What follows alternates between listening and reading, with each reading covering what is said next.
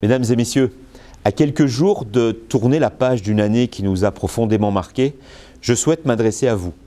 La période de vœux qui s'ouvre est toujours l'occasion de se projeter. Ce sera fait dans une seconde vidéo, mais aussi de poser un regard sur l'année écoulée, l'année 2020.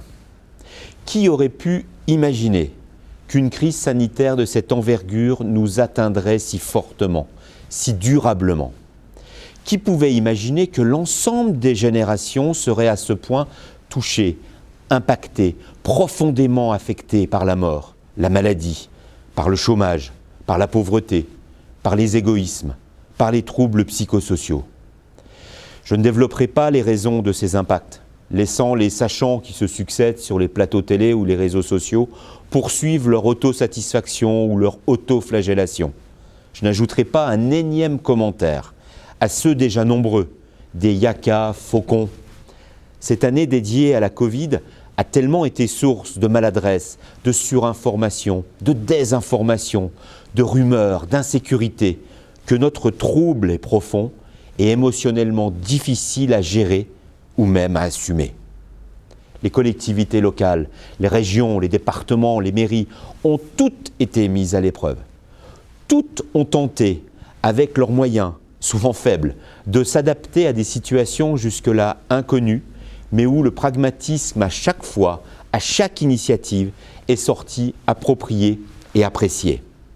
Saint-Nicolas-de-Port a souhaité rester elle-même.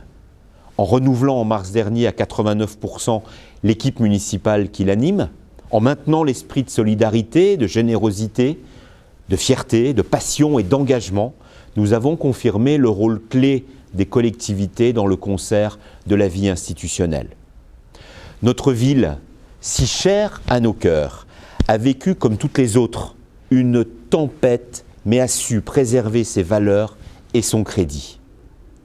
L'esprit de solidarité et de générosité, en soutenant les professionnels de santé, en les accompagnant parfois par des prêts de matériel, des facilités, des accès à la communication, en soutenant les acteurs économiques et associatifs, par une veille active, par un contact constant, par un maintien des aides directes et indirectes, en allant au-devant de nos concitoyens, notamment les seniors et les plus fragiles, et en dotant chacun de masques et de gel hydroalcoolique.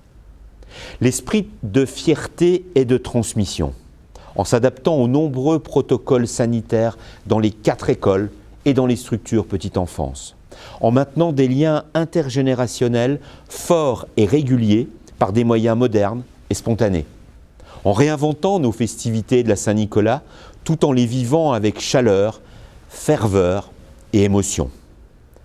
L'esprit d'engagement et de crédit, en poursuivant nos chantiers, la tour de brassage du musée français de la brasserie, le parvis de la basilique, son accès aux tours et sa célèbre charpente où nous nous trouvons précisément.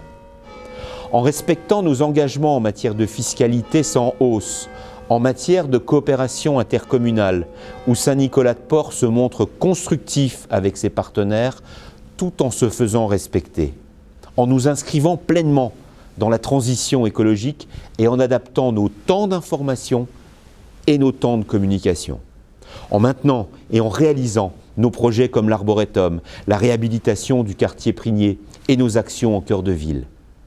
Lentement, mais sûrement, nous avons maintenu le cap. Et si j'ai pu conserver le gouvernail que vous m'aviez confié, c'est parce que l'équipe municipale est solide, les agents dévoués et les portois coopératifs. Cette année 2020 restera gravée comme une année difficile, perturbante, mais qui doit nous permettre de résister, de rebondir et d'agir. C'est ce que je vous proposerai lors d'une seconde vidéo qui vous présentera les vœux de la municipalité pour 2021 et nos projets à partager. Bonne et heureuse fin d'année à tous.